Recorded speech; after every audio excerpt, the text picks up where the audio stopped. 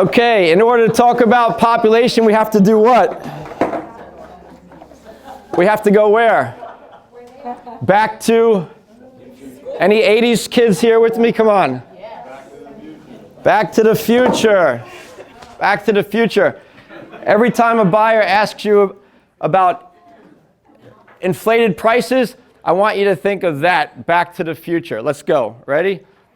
Back to the future. Here we go. Here's the birth rates, right? Historical birth rates going back to the 1920s. Baby boomers, Gen X, millennials, post-millennial. So Zillow has said that the average age of a home formation age is 33 years of age, okay? So let's take a look at a couple things. Let's take a look at 1985, 1986. Anybody see Back to the Future? What year did he go to? Well, he was in 1985.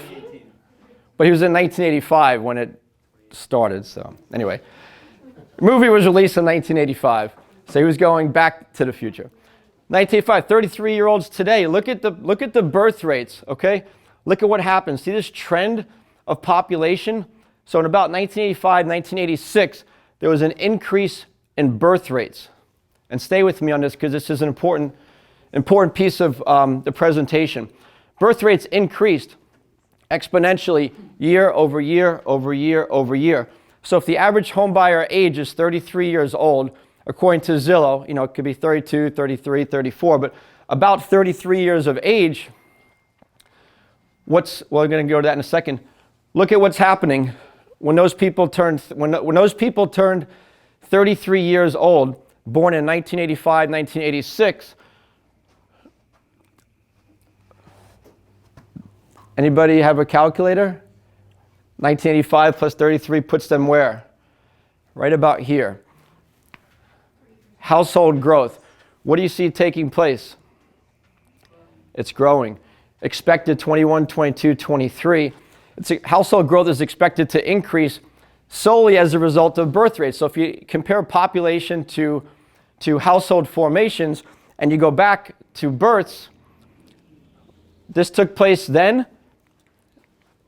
It's following the path right now, 18, 19, 20, and continuing to increase as the birth rates increased back in 1986. Now, bear with me here, guys. Technical challenges.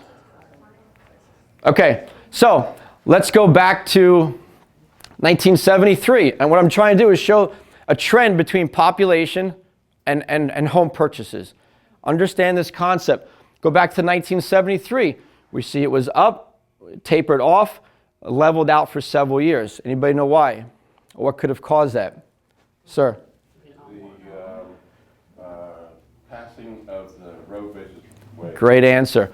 Supreme Court ruled in favor of Roe versus Wade, ruling abortion illegal, right? So as a result, we saw a taper in the population.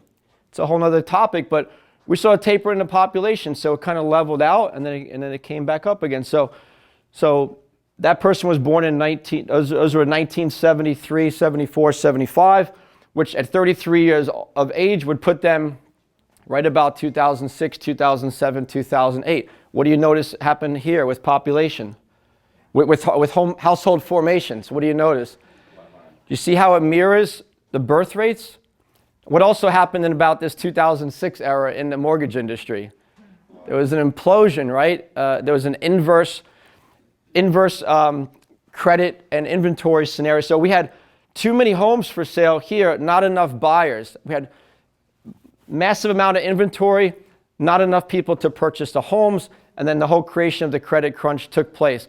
All going back to those birth rates from 1973. See that? So interesting scale. But now let's look at where we're at. So we talked about household formations. Now let's combine that with inventory. Let's see what's going on with inventory relative to household formation. So we saw in 2006 there was this bubble, right? We had more homes. Yellow or brown is the homes for sale. Annual completions for new construction, builder completions. So builder completions were overbuilding. They didn't get the memo that there wasn't going to be enough people to buy all the homes that they built. So we had way too much inventory, not enough people to buy them. Liar loans came out, stated income loans came out, adjustable rate mortgages came out, free lending at that point. But now look over here. So now we have that surge, right? That 1985, that Back to the Future baby was born. Maybe their parents watched the movie and felt some maybe there's some romance there when Michael J. Fox and his girlfriend. So we have population in blue, right? We have builders in brown. So look at the inverse scenario with more people than there are homes. This is going to continue to increase. So we have an increase of home buyers. We don't have enough building.